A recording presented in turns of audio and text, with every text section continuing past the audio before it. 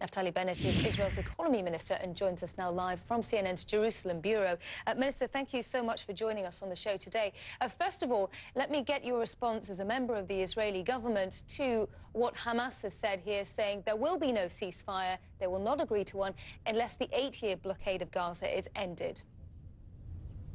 Well, we'll just have to continue until we beat Hamas. Hamas is a terror group that works out of Gaza, has shot over 2,000 rockets on Israeli towns and homes, including my own home in Ra'anana. This is unacceptable. But what's interesting is that who's standing behind Hamas? Who's funding Hamas? And the answer is Qatar. Qatar is a mass funder of terror and death all around the world, including $250 million to Khalid Mashal that has his headquarters in Qatar. And I think we have to stop this. I call on FIFA to cancel the World Cup in Qatar. It does not make sense. FIFA's slogan is fair game. Well, we have to stop playing to the game of terrorists, and we have to cancel the Qatar World Cup. Just for the sake of balance here, we should point out that Qatar has denied the claims that you've made, Minister Bennett. You say that we have to, quote unquote, and I'm using your words here, beat Hamas, but at what cost here? Not financial cost, at what humanitarian cost on both sides of the border? Because we're now talking about nearly 800 people losing their lives, the bulk of whom are Palestinians who have nothing to do with Qatar and haven't had anything to do with Israel. Many of them have never actually been to Israel because they've been born inside Gaza and haven't been allowed out. I think maybe you're missing something. We pulled out of Gaza Strip 9 years ago. There's not one Jew in Gaza Strip. We pulled out back to the 67 lines, and then thereafter, Hamas started shooting missiles on my family, on millions of Israelis. It's been now almost 3 weeks that 5 million Israelis have been in shelters. Imagine in America if 200 million Americans were in shelters and 2,000 rockets were falling on New York, Chicago, Miami, and San Francisco. There's no proportionality to that. With terror, you have to fight, you have to win. This is a global war on radical Islamic terror that its source is Qatar. They're the funders. Khalid Mashal is residing in Qatar. I don't think anyone can claim otherwise. When you say we have to win, and I go back to the issue of these being 70% civilians, large number of them women and children, as I said, many children under the age of 10, who have been born inside Gaza, which is one of the most intensely populated places on earth. There is nowhere for these children to run and hide when the airstrikes come.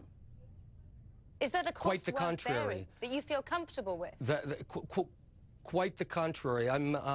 We are very sorry about any death of civilians that Hamas is causing, because Hamas places its citizens, its women and children, in a cynical and very cowardly way around the missile launchers. We've found 20 missiles in one school, dozens of missiles in another school, in hospitals, in homes.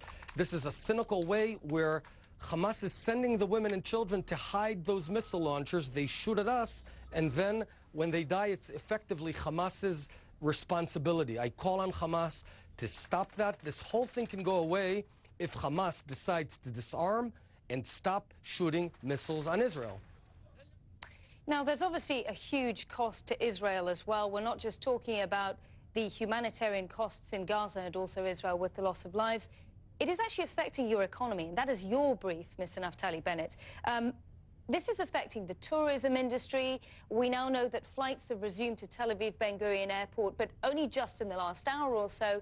How much economic pain are you witnessing at the moment, and what are you willing to put at risk here? Israel's economy is very strong, resilient. We had our best quarter of high-tech startup investments the last quarter, almost $1 billion of startup investments. Israel is the startup nation. We're very strong. Certainly we're taking a hit, but it's nothing we can't get over. We're fighting for our lives here. We're surrounded by 300 million radical Muslims, or not all of them are radical, but Muslims. It's tough. We're in a very tough area. We're a free country, the only open democracy in this region, And we have to, unfortunately, fight to defend our own homes. What can we do? So certainly our economy is an asset in terms of our resilience. And the conflict in Gaza is also having an impact on your budget as well. So far, estimates run from around about the 50 million mark in terms of the current operation. If it keeps going, that's what it's costing you as well. So it's not just lost revenues in tourism, it's costing you from your defense budget as well. You have to manage the books here for this country. That's right, but you know, when you're talking about our own lives, I've got 4 children. I'm talking about their lives. We've had many rockets shot at my hometown of Ra'anana. There's no price tag to that. You know, the moment Hamas stops and disarms itself, we're done. We're not seeking to recapture Gaza or anything of that sort. We want them to lead a good life in Gaza and us side by side. We expect all the billions of dollars that have been invested in Gaza to go to building a prosperous economy there and not a fortress of terror. But they decided to spend all that money in terror tunnels that go into Israel, into thousands of missile launchers, into tens of thousands of missiles and rockets. It's their very poor decision. And I think the world should back this effort to fight terror. I think everyone recognizes that this was an unprovoked attack and put it to an end. But if the world doesn't do it, we'll need to do the job. Naftali Bennett, the Israeli Economy Minister, thank you so much for joining us here on the Business View today.